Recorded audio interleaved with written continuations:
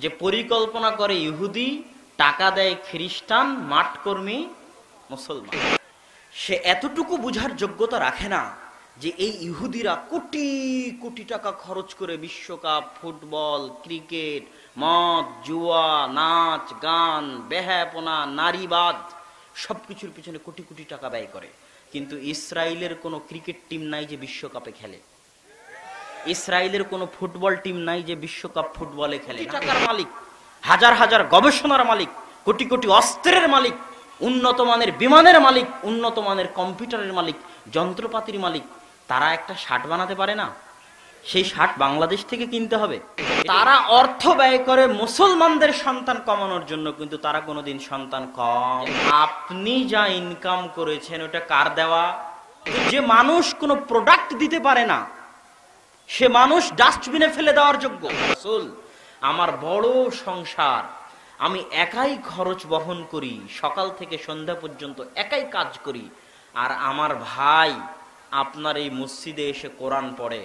এই ইহুদিরা অর্থ ব্যয় করে মুসলমানের সন্তান যেন খেলাধুলায় মত্ত থাকে, বিশ্বকাপ নিয়ে মত্ত থাকে, নাচ গান নিয়ে মত্ত থাকে, জুয়া নিয়ে মত্ত থাকে। এই যে বিপিএল চলতেছে, আরএস টিভি বাংলা 5 অবশ্যই সঠিক পথের অনুসারী। এই আয়াতে আল্লাহ সুবহানাহু তাআলা বলেননি যে আব্দুল্লাহ তুমি যা ইনকাম করেছো সেখান থেকে আমাকে একটা টাকা দাও, মোহাম্মদ তুমি যা ইনকাম করেছো সেখান থেকে আমাকে একটা টাকা দাও, রাসেল তুমি যা ইনকাম করেছো সেখান থেকে আমাকে একটা টাকা দাও। এ কথা আল্লাহ বলেননি।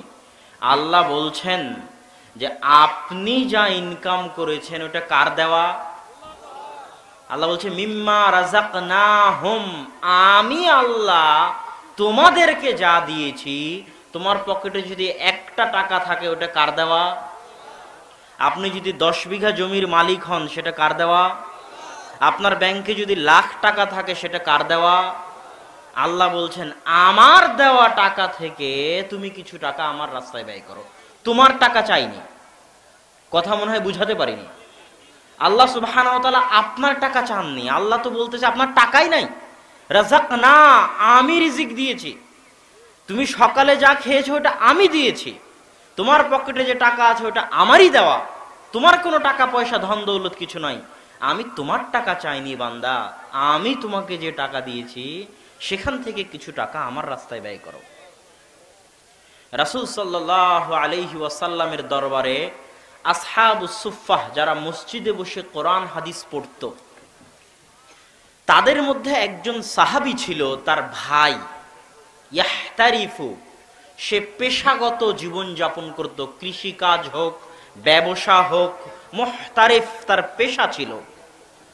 সে আল্লাহর রাসূলের দরবারে এসে ইশতাকা, অভিযোগ করলো আল্লাহ রাসূলকে, আল্লাহ রাসূল আমার বড় সংসার, আমি একাই খরচ বহন করি, সকাল থেকে সন্ধ্যা পর্যন্ত একাই কাজ করি, আর আমার ভাই আপনার এই মসজিদে এসে কোরআন পড়ে, এই দারুল হুদা আস-সালাফিয়া মাদ্রাসায় এসে পড়াশোনা করে। তো সে যদি আমার সাথে কাজ করতো আল্লাহর রাসূল, তাহলে আমার সংসার চালানোর সুবিধা হতো। এখন তো আমি একাই চালাচ্ছি, আমার ভাই বেকার বসে আপনার মসজিদে থাকে, ওর খরচটাও আমাকে বহন করতে হয়। হাদিস সহিহ। ঘটনা কি বুঝতে পারছেন? এবার রাসূল সাল্লাল্লাহু আলাইহি ওয়াসাল্লামের উত্তর শুনেন। এই উত্তর, বক্তব্যের সব অংশ ভুলে গেলে এই উত্তরটা মনে রাখবেন। রাসূল সাল্লাল্লাহু আলাইহি ওয়াসাল্লাম বলছেন লাআল্লাকা তুরযাকু বিহি, হে আল্লাহর বান্দা, তুমি এসেছো আমার কাছে অভিযোগ করতে যে তোমার ভাই আমার কাছে পড়ে, তার খরচ তোমাকে বহন করতে হয়। সে যদি তোমার সাথে ব্যবসা করত তাহলে সংসার চালাতে সুবিধা হতো। তুমি জেনে রাখো লাআল্লাকা তুরযাকু বিহি, তোমাকে আল্লাহ যতটুকু রিজিক দেয়, যতটুকু রিজিক দিচ্ছে, তা এই কারণেই দিচ্ছে যে তুমি তোমার ভাইয়ের ব্যয়ভার বহন করো। তোমার ভাই মাদ্রাসার ছাত্র, তার খরচ তুমি বহন করো, এই কারণে আল্লাহ তোমাকে রিজিক দিচ্ছে। আব্দুর রাজ্জাক বিন ইউসুফ আপনাদেরকে বহু বক্তব্যে বলেছে সন্তান যত বেশি হবে টাকা তত বেশি হবে, বলেনি? আর লেখা থাকবে দেওয়ালে, কি ছেলে হোক মেয়ে হোক দুটি সন্তানই যথেষ্ট, একটি হলে আরো ভালো। এটা কাদের অর্থায়নে প্রচার হয় জানেন? ইহুদিদের অর্থায়নে প্রচার হয়। ওই যে আব্দুর রাজ্জাক বিন ইউসুফের আরেকটা মন্তব্য, যে পরিকল্পনা করে ইহুদি, টাকা দেয় খ্রিস্টান, মাঠকর্মী মুসলমান। আব্দুর রাজ্জাক বিন, মানুষ অনেক বিস্তারিত দলিল আদিল্লা গবেষণা করে মানুষজনের সামনে আসে, কিন্তু আব্দুর রাজ্জাক বিন ইউসুফ ওই 50, 60, 100 পৃষ্ঠাকে একটা বাক্যের মধ্যে তুলে ধরে দেয়। তো এই একটা বাক্যের পিছনে বহু গবেষণা আছে, যেখানে যাবেন সেখানে এই বাক্য ফিট হয়ে যাবে। পরিকল্পনা করে ইহুদি, টাকা দেয় খ্রিস্টান, মাঠকর্মী মুসলমান, যেখানে যাবেন সেখানে এই বাক্য ফিট হয়ে যাবে। স্বর্ণ দিয়ে লেখার মতো বাক্য, কোটি টাকা দাম এই বাক্যের। আপনি যান ইসরায়েলে, আপনি যান ফিলিস্তিনে, এই যে গাড়িতে আজকে আমরা এসেছি, এই গাড়িটাতে ড্রাইভার, তার পাশে একজন, পিছনে 3 জন। ড্রাইভার বাদ দিয়ে 4 জনের বেশি এই গাড়িতে ধরবে না, ছোট গাড়ি। আপনি ইসরায়েলে যান, খুব কম ইসরায়েলি ইহুদি পাবেন যাদের এই ছোট গাড়ি আছে। সবার বড় হাইজ যে গাড়িগুলোতে 7-8 জন, 10 জন, মাইক্রো যেগুলো আমরা বলি, সব ইহুদিরা দেখবেন ওই মাইক্রোগুলো ব্যবহার করে, জিএমসি। কেন? কোন ইহুদির 1-2টা সন্তান নাই, সবার 4-5টা, 6-7টা করে সন্তান। বিশ্বাস না হলে বাংলাদেশে যে ডাক্তারটা, ময়মনসিংহ না কোন জেলায়, যারা ফেসবুকে খবর রাখেন, যে ডাক্তারটা বাংলাদেশের মানুষের চিকিৎসা সেবা দেওয়ার জন্য এসেছে, তার দেখবেন ছোট্ট ছোট্ট গিন্নি গিন্নি 4টে সন্তান। দেখেছেন কেউ যারা ফেসবুকে? তো তারা অর্থ ব্যয় করে মুসলমানদের সন্তান কমানোর জন্য, কিন্তু তারা কোনোদিন সন্তান কম নেয় না। ইহুদিরা অর্থ ব্যয় করে মুসলমানের সন্তান যেন খেলাধুলায় মত্ত থাকে, বিশ্বকাপ নিয়ে মত্ত থাকে, নাচ গান নিয়ে মত্ত থাকে, জুয়া নিয়ে মত্ত থাকে। এই যে বিপিএল চলতেছে, বিপিএল এর জুয়ার আসর বসে, এরকম বহু যুবক এখানে আছে যারা সেই জুয়ার আসরগুলোতে মত্ত থাকে। এদের ওই বুঝার জ্ঞানটুকু নাই, এরা হচ্ছে মূর্খ, গর্ধব, গাধা, অচল, অকেজো, বেকার, সমাজ, জাতি, দেশ, রাষ্ট্র সকলের জন্য এরা হচ্ছে বোঝা। এরা ডাস্টবিনে ফেলে দেওয়ার যোগ্য। মানুষ হচ্ছে একটা মেশিনের মতো। আল্লাহ সুবহানাহু ওয়া তাআলা মানুষকে আবাসান এমনি সৃষ্টি করেনি। মানুষের কাছ থেকে প্রোডাক্ট আসতে হবে। আমি একটা কারখানা তৈরি করেছি, কারখানা থেকে মাফলারও বের হয় না, কারখানা থেকে সুইটারও বের হয় না, কারখানা থেকে প্যান্ট জ্যাকেট কিছুই বের হয় না। ওই কারখানা আমার রাখার দরকার আছে? ওই কারখানা বেকার, ডাস্টবিনে ফেলে দিতে হবে। তো যে মানুষ কোনো প্রোডাক্ট দিতে পারে না, সে মানুষ ডাস্টবিনে ফেলে দেওয়ার যোগ্য। সে যুবক ডাস্টবিনে ফেলে দেওয়ার যোগ্য। তার কাছ থেকে কোনো প্রোডাক্ট আসে না জাতির, সে জাতির বোঝা। সে এতটুকু বুঝার যোগ্যতা রাখে না যে এই ইহুদিরা কোটি কোটি টাকা খরচ করে বিশ্বকাপ, ফুটবল, ক্রিকেট, মদ, জুয়া, নাচ গান, বেহায়াপনা, নারীবাদ, সবকিছুর পিছনে কোটি কোটি টাকা ব্যয় করে। কিন্তু ইসরায়েলের কোনো ক্রিকেট টিম নাই যে বিশ্বকাপে খেলে, ইসরায়েলের কোনো ফুটবল টিম নাই যে বিশ্বকাপ ফুটবলে খেলে, নাই। কেন? তারা আপনাকে পাগল বানিয়ে রেখেছে, কিন্তু তারা পাগল নয়। তারা গবেষণা, পড়াশোনা, অস্ত্র তৈরিতে মত্ত। বাংলাদেশ মনে করে যে আমি উন্নত হয়ে গেছি। কিভাবে উন্নত হয়ে গেছি? বিদেশ থেকে কোটি কোটি টাকা রেমিটেন্স আসতেছে। বাংলাদেশের ঢাকাতে হাজার হাজার লক্ষ লক্ষ গার্মেন্টস আছে, সেখান থেকে জামা কাপড় তৈরি হচ্ছে, বিদেশে সাপ্লাই হচ্ছে। আমি উন্নত হয়ে গেছি। তো বাংলাদেশের সরকারও যদি মনে করে উন্নত হয়ে গেছি, তো সরকারও বোকা, জ্ঞানের অভাব আছে। এখনো পড়তে হবে যে উন্নতি কাকে বলে। একটা প্রশ্ন আপনার কাছে রেখে যাই, প্রত্যেক যুবকের কাছে, ছাত্র সমাজের কাছে, যে আমেরিকা পারমাণবিক বম তৈরি করতে পারে, সে আমেরিকা একটা প্যান্ট বানাতে পারে না? সে আমেরিকা একটা জাঙ্গিয়া বানাতে পারে না? সে আমেরিকা একটা শার্ট বানাতে পারে না? হ্যাঁ, যে সেই শার্ট বাংলাদেশের গার্মেন্টস থেকে কিনতে হবে আমেরিকাকে। যে ইউরোপ কোটি কোটি টাকার মালিক, হাজার হাজার গবেষণার মালিক, কোটি কোটি অস্ত্রের মালিক, উন্নত মানের বিমানের মালিক, উন্নত মানের কম্পিউটারের মালিক, যন্ত্রপাতির মালিক, তারা একটা শার্ট বানাতে পারে না? সেই শার্ট বাংলাদেশ থেকে কিনতে হবে। এটা উন্নতি?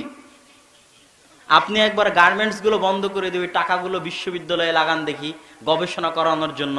একটু পরমাণু গবেষণা করবে, বাংলাদেশ একটু পারমাণবিক বম বানাবে, দামি দামি অস্ত্র বানাবে, দামি দামি বিমান বানাবে। তখন দেখবেন আমেরিকা কি করে, তখন দেখবেন ইউরোপ কি করে, মাঞ্জা ভেঙে দিবে।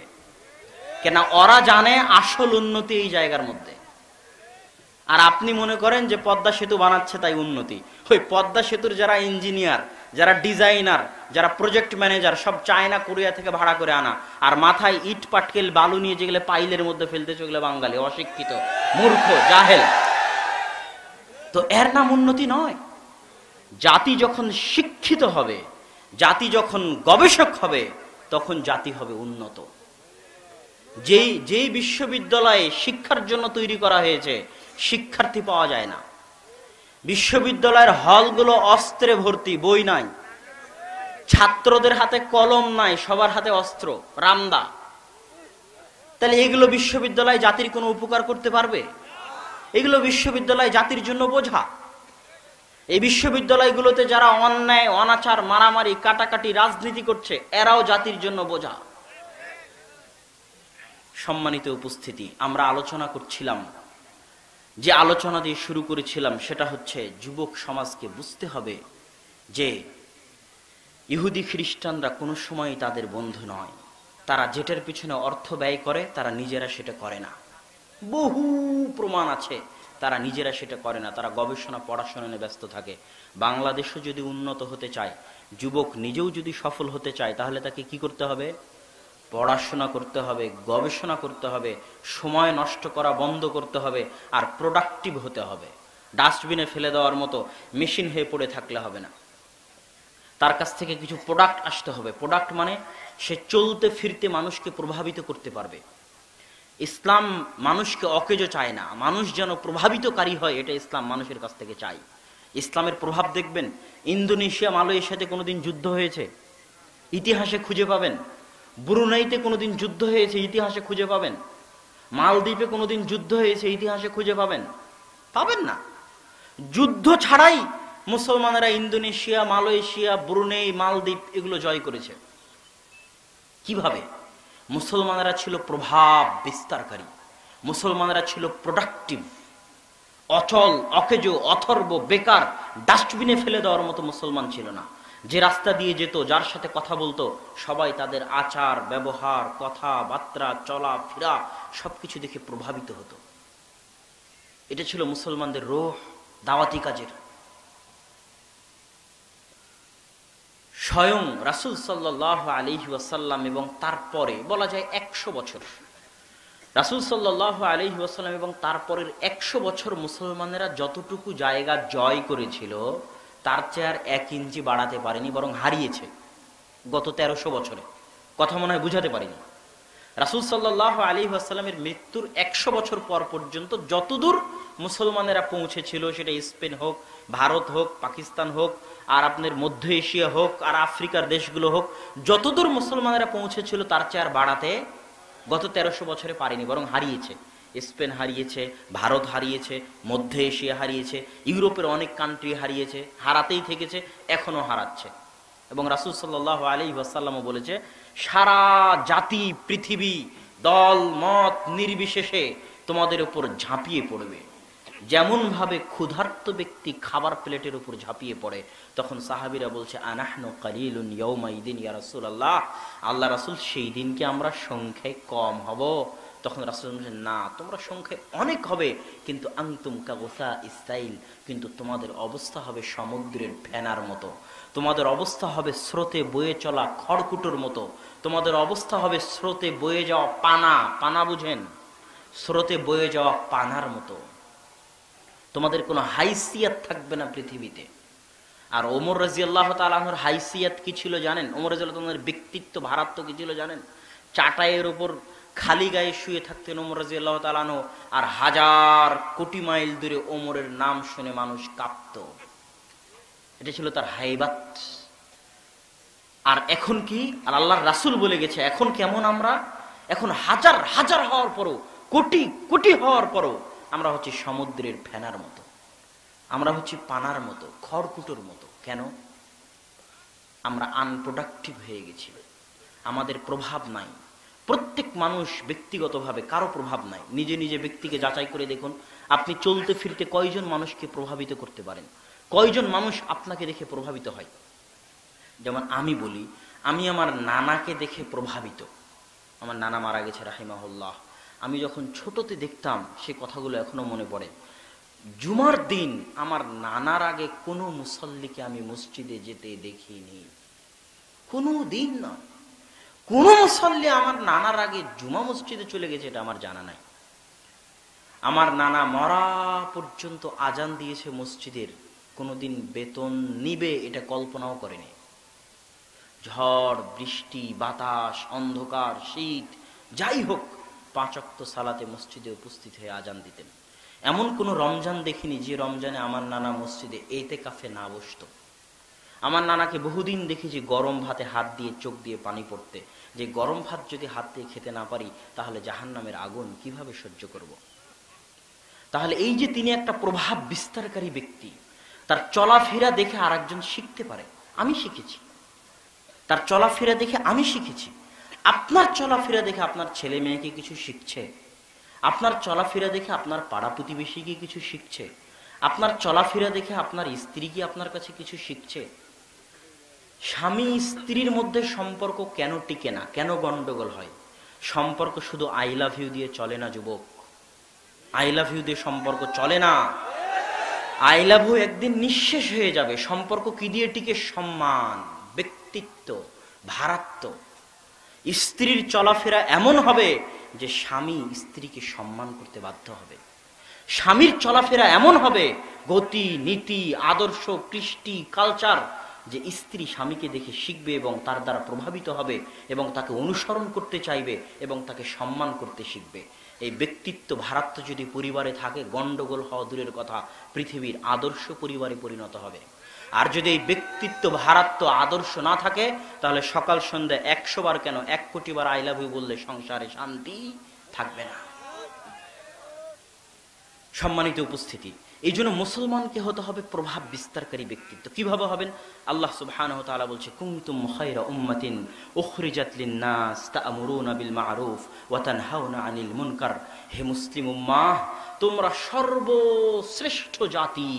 তোমাদের কাজ কি? মানুষকে যখন দেখবে অসৎ কাজ করতেছে তখন বাধা দিবে, আর মানুষকে সৎ কাজের আদেশ দিবে। সৎ কাজের আদেশ এবং অসৎ কাজে বাধা দেওয়া আল্লাহ কি বলতেছে? আলেমের কাজ। কোরআনের এই আয়াত থেকে কি বুঝলেন? আল্লাহ কি বলতেছে? সৎ কাজের আদেশ অসৎ কাজে বাধা দেওয়া আব্দুর রাজ্জাক বিন ইউসুফের কাজ।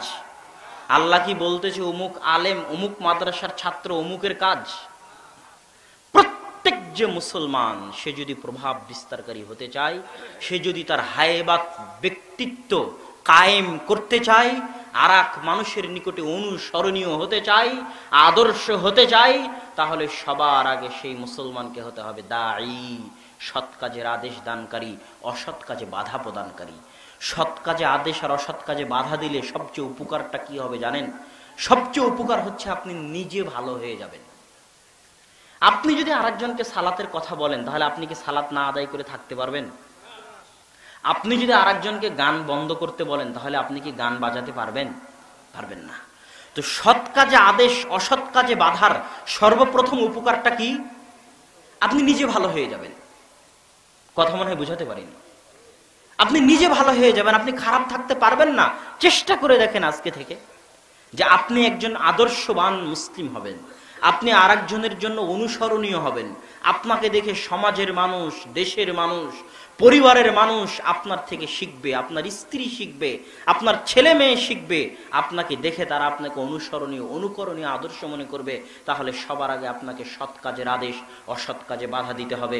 আর যখনই আপনি সৎ কাজে আদেশ অসৎ কাজে বাধা দিবেন, তখন আপনি নিজে আর অসৎ কাজ করতে পারবেন না, আর সৎ কাজ করতে আপনি বাধ্য হবেন।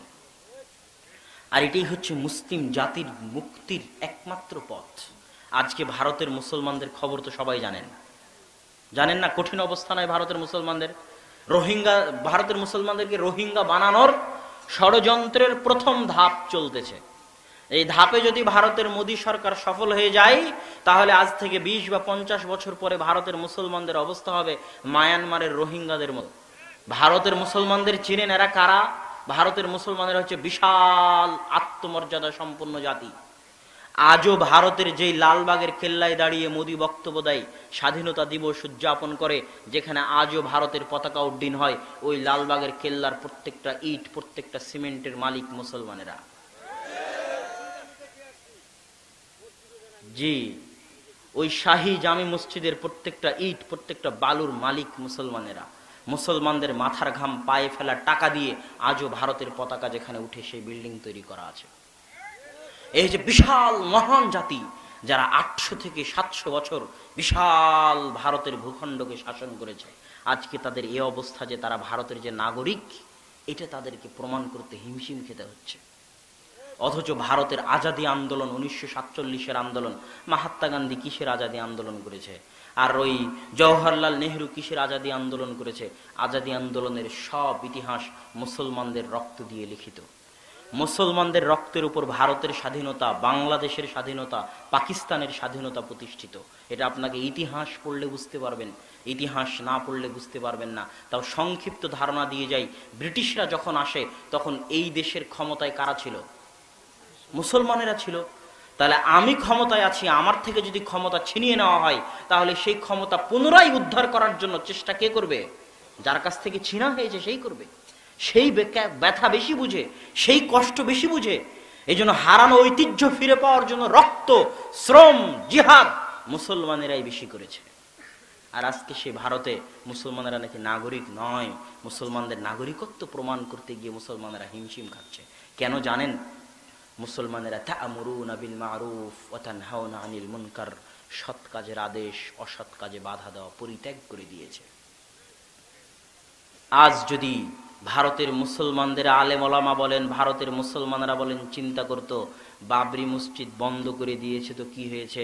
রাসূল সাল্লাল্লাহু আলাইহি ওয়াসাল্লাম বলেছেন, জুইলাত লিয়াল আরযু মাসজিদান ওয়া তাহুরা, পৃথিবীর পূর্ব থেকে নিয়ে পশ্চিম, উত্তর থেকে নিয়ে দক্ষিণ, পৃথিবীর প্রতি ইঞ্চি মাটি আমার জন্য মসজিদ করে দেওয়া হয়েছে। ভারতের বাবরি মসজিদ বন্ধ হয়েছে, কি হয়েছে? তুমি সারা ভারতকে মসজিদ বানিয়ে দাও। যখন যেখানে জামাতের সময় হবে, আজানের সময় হবে, তখন আজান দাও।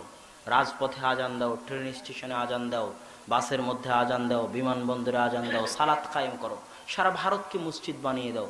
নিজে সালাত আদায় করো না, আবার বাবরি মসজিদের দোষ দাও। তা'মুরুনা বিল মারুফ, সৎ কাজের আদেশ, অসৎ কাজে বাধা পরিত্যাগ করার কারণে আজকে ভারতের মুসলমানদের এই অবস্থা। কেন? যদি ভারতের মুসলমানেরা সত্যিকার অর্থে সৎ কাজের আদেশ দিত, মন্দিরে মন্দিরে গিয়ে দাওয়াতি কাজ করত, আবেগ ভালোবাসা নিয়ে, তাহলে আজকে ভারতে একটা হিন্দু বাকি থাকতো না। 800 বছরের টাকা দিয়ে তাজমহল তৈরি করেছে, কথা বুঝেননি? 800 বছরের টাকা দিয়ে কুতুব মিনার বানিয়েছে, 800 বছরের টাকা দিয়ে এরকম যত অপচয় আছে সেগুলো করা হয়েছে। দাওয়াতি কাজে একটা টাকাও খরচ করা হয়নি। যদি তখন ওই কোটি কোটি টাকা সব হিন্দুদের মধ্যে দাওয়াতি কাজের জন্য ব্যয় করা হতো, তাহলে আজকে ভারতের বুকে একটা হিন্দু থাকতো না। ইসলাম হচ্ছে প্রভাব বিস্তারকারী ধর্ম। ইসলাম যেখানে ঢুকেছে সেখানকার ধর্ম তো চেঞ্জ করেছে, আদর্শ আকীদা তো চেঞ্জ করেছে, ভাষা পর্যন্ত চেঞ্জ করে দিয়েছে। ইতিহাস পড়ে দেখেন, আলজেরিয়া, মরক্কো, আফ্রিকান যে মুসলিম কান্ট্রিগুলো, শাম, ইয়েমেন, এই যে অঞ্চলগুলো আছে জাজিরাতুল আরবের বাইরে, তাদের কারো ভাষা সেভাবে আরবি ছিল না। স্পেনের ইতিহাস পড়েন, স্পেনের ভাষা আরবি ছিল না। কিন্তু যখন মুসলমানেরা স্পেনে ঢুকেছে, তখন স্পেনের মানুষ মুসলমানদের আদর্শে প্রভাবিত হয়ে আকীদা, আমল, আদর্শ তো পরিবর্তন করেছে, ভাষাও পরিবর্তন করে দিয়েছে। তাদের ভাষাও হয়ে গেছে আরবি। কিন্তু পাক ভারত উপমহাদেশের মানুষ হতভাগা, তারা ইসলামকে সেভাবে আলিঙ্গন করতে পারেনি। ইসলামের আদর্শ আকীদা তো পায়নি, ইসলামের ভাষাটাও পায়নি। আর হিন্দুয়ানি আকীদা সংস্কৃতি এখনো এই সমাজের রন্ধ্রে রন্ধ্রে, রগে রগে মিশে আছে। এই সমাজের মুক্তির একটাই রাস্তা, ভারতের মুসলমানদের দেখে আপনাকে শিখতে হবে। আপনি যদি বাঁচতে চান, তাহলে আপনাকে তা'মুরুনা বিল মারুফ ওয়া তানহাউনা আনিল মুনকার, সৎ কাজের আদেশ, অসৎ কাজে বাধা দিতে হবে। সর্বদা 24 ঘন্টা, অনুষ্ঠান আয়োজন করে নয়। ইসলামের সৎ কাজের আদেশ অসৎ কাজে বাধার জন্য এরকম অনুষ্ঠান, এত বিশাল জালসা, হাজার লক্ষ কোটি টাকা খরচ, আপনি এসেছেন, আমি আসলাম, তাই দাওয়াত হবে, আর কাল সকাল থেকে দাওয়াত বন্ধ হয়ে যাবে, তাহলে ইসলাম জীবিত থাকবে কিভাবে? ইসলাম মারা যাবে। যে কোনো আদর্শ, যে কোনো ধর্মকে যদি আপনি হত্যা করতে চান, তাহলে তাকে অনুষ্ঠানের মধ্যে সীমাবদ্ধ করে দিন। কিসের মধ্যে সীমাবদ্ধ করে দিন? অনুষ্ঠান। হিন্দু ধর্ম কিভাবে হত্যা করতে হবে? কোনো কিছু করার দরকার নেই, অনুষ্ঠানের মধ্যে সীমাবদ্ধ করে দিন। যখন দুর্গা পূজা হবে, যখন মা কালীর পূজা হবে, যখন উমুকের পূজা হবে, তুমুকের পূজা হবে, শুধু তখন মন্দিরে আসবে, বাকি সময় খবর নাই। ওই ধর্মের জন্য আর নষ্ট করার জন্য আর কিছু করা লাগবে না। খ্রিস্টান ধর্ম নষ্ট করতে চান, যখন এই যে আজকে কি, আজকে 31st নাইট নাকি না, আগামীকাল, আগামীকাল তারপরে বড়দিন গেল 25শে ডিসেম্বর। তো যখন বড়দিন হবে, তারপরে যখন পহেলা নতুন বছর আসবে, তখন শুধু খ্রিস্টানরা মন্দিরে আসবে, মূর্তিকে একটু সিজদা করবে, আর সারা বছর গান বাজনা নাচ গানে ব্যস্ত থাকবে। ওই ধর্মকে আর হত্যা করার জন্য কিছু লাগবে না। ইসলামকে যদি নষ্ট করতে চান, ইসলামকে যদি হত্যা করতে চান, ইসলামকে অনুষ্ঠানের মধ্যে বেঁধে দিন। যখন শবে বরাত হবে, তখন সব মুসলমান মসজিদে।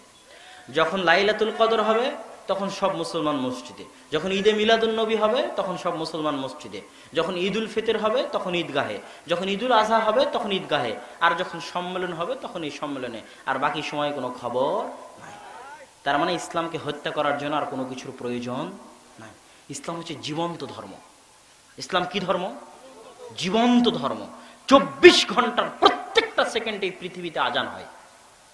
যেখান থেকে সূর্য ওঠা শুরু হয় এবং যেখান থেকে সূর্য ডুবে, 24 ঘন্টা সালাতের সময়কে এমন ভাবে সাজানো আছে আল্লাহ সুবহানাহু ওয়া তাআলার পক্ষ থেকে, যে আজকে এখানে জায়গার নাম কি, জয়পুরহাট নাকি না দিনাজপুর, এই দিনাজপুরে যদি 1 মিনিট আগে আজান হয়, তাহলে 1 মিনিট পরে তারপরের গ্রামে, তারপরের গ্রামে, তারপরের গ্রামে এক ওয়াক্ত সালাত আর এক গ্রামে চলতে না চলতে এখানে আসরের সালাতের সময় হয়ে গেছে। আবার আসরের সালাতের আজান যেতে না যেতে এখানে মাগরিবের আজানের সময় হয়ে গেছে। এইভাবে সারা পৃথিবীতে 24 ঘন্টায় আল্লাহ এবং আল্লাহ রাসূলের নাম উচ্চারিত হচ্ছে। এটা একটা জীবন্ত ধর্ম। এই জন্য 5 বার আপনাকে মসজিদে হাজিরা দিতে হবে। এই যে আল্লাহ আপনাকে এমনি সৃষ্টি করেন, আপনার কি কোনো সময় মনে হয় না আল্লাহ আমাকে কেন সৃষ্টি করলো, আমি দুনিয়াতে কেন বেঁচে আছি? কোনো সময় কি নিজেকে জিজ্ঞেস করে দেখেছেন আপনি কি দুনিয়াতে এই জন্য বেঁচে আছেন যে একটা চাকরি করবেন, বিয়ে শাদী করবেন, তারপরে এখন দাখিল দিচ্ছেন, তারপরে আলেম দিবেন, তারপরে অনার্স করবেন, তারপরে চাকরি করবেন, তারপরে বিয়ে করবেন, তারপরে কি? কথা মনে হয় বুঝাতে পারিনি। কোন সময় কি নিজেকে জিজ্ঞেস করে দেখেছেন কেন আপনি পৃথিবীতে এসেছেন, আপনার কি কাজ? আল্লাহ সুবহানাহু ওয়া তাআলা কোরআনে বলছে, ওয়ামা খালাকতুল জিন্না ওয়াল ইনসা ইল্লা লিয়াবুদুন, আমি মানুষ এবং জিনকে সৃষ্টি করেছি কেন বলেন? আমার ইবাদতের জন্য। মানে আপনার কাজ হচ্ছে সকাল থেকে সন্ধ্যা পর্যন্ত আল্লাহর ইবাদত করা। এই জন্যই আপনি দুনিয়াতে আসছেন। এটাই আপনার জীবনের লক্ষ্য উদ্দেশ্য, আর কোনো কাজ নাই। আপনার জীবনের এটাই লক্ষ্য উদ্দেশ্য। আপনি দুনিয়াতে আসার পর থেকে নিয়ে মরা পর্যন্ত, সকাল থেকে নিয়ে সন্ধ্যা পর্যন্ত সিজদায় পড়ে থাকবেন, আল্লাহু আকবার, সুবহানাল্লাহ, আলহামদুলিল্লাহ, আল্লাহ তুমি মহান, আল্লাহ তুমি মহাপবিত্র, আল্লাহ সকল প্রশংসা তোমার, আল্লাহ তুমি মাফ করে দাও, আল্লাহ তোমার মতো যতখানি প্রশংসা করার প্রয়োজন, যতখানি ইবাদত করার প্রয়োজন, অতখানি আমি করতে পারতেছি না, আমার সামর্থ্য নাই। আল্লাহ আমি তোমার বান্দা, আমি আমার সাধ্য অনুযায়ী ইবাদত করেছি, আমি ভুল করেছি এটা স্বীকার করতেছি, আমার ভুলকে তুমি ক্ষমা করে দিও। আল্লাহ তোমার দয়া ছাড়া আমার আমল দিয়ে জান্নাতে যাওয়ার উপায় নাই। সকাল থেকে সন্ধ্যা পর্যন্ত, জন্ম থেকে মৃত্যু পর্যন্ত আপনার কোনো কাজ নাই, একটাই কাজ, কি বলেন তো? আল্লাহর ইবাদত করা। তাহলে খাচ্ছেন কেন? তাহলে ইনকাম করতেছেন কেন? আল্লাহর ইবাদত করতে হলে তো বেঁচে থাকা লাগবে। কথা বুঝতে পারেননি?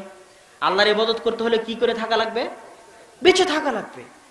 আপনি যদি না খান তাহলে আপনি মারা যাবেন।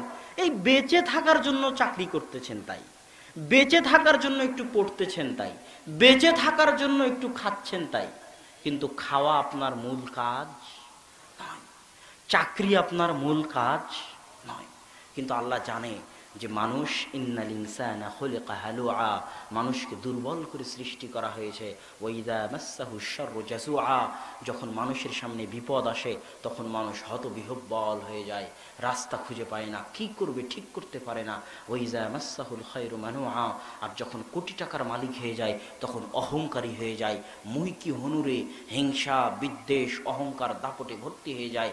আল্লাহ মানুষকে দুর্বল করে সৃষ্টি করেছে। আল্লাহ জানে আমার বান্দা 24 ঘন্টা আমাকে স্মরণ করতে পারবে না। তখন আল্লাহ বলছে, বান্দা 24 ঘন্টা যদি না পারো আমাকে স্মরণ করতে, অন্তত পক্ষে কমসে কম যে কোনো মূল্যে তুমি যে আমার সৃষ্টি জীব এটার প্রমাণ যদি দিতে চাও, তুমি যে আমার বান্দা এতটুকুর সম্পর্ক যদি আমি সৃষ্টিকর্তা আমার সাথে রাখতে চাও, আমার দেওয়া খাওয়া যদি হালাল করতে চাও, আমার দেওয়া জীবন বেঁচে থাকা যদি হালাল করতে চাও, আমার দেওয়া এই মাটিতে চলাফেরা যদি হালাল করতে চাও, আমার দেওয়া এই আসমানের ছায়া যদি হালাল করতে চাও, আমার দেওয়া সূর্যের আলো যদি হালাল করতে চাও, আমার দেওয়া বাতাসের অক্সিজেন যদি হালাল করতে চাও, আমার জমিন থেকে উৎপন্ন ফসল ফলাদি যদি হালাল করতে চাও, তাহলে কমসে কম অন্তত পক্ষে যে কোনো মূল্যে যেভাবে সম্ভব 5 বার আমাকে স্মরণ করিও। ওয়া আকিমিস সালাতা লিযিকরি, তোমরা সালাত আদায় করো আমাকে স্মরণ করার জন্য। দিনে 5 বারের একবারও যদি আল্লাহকে কম স্মরণ করেন তাহলে আল্লাহর সাথে আপনার সম্পর্ক ছিন্ন।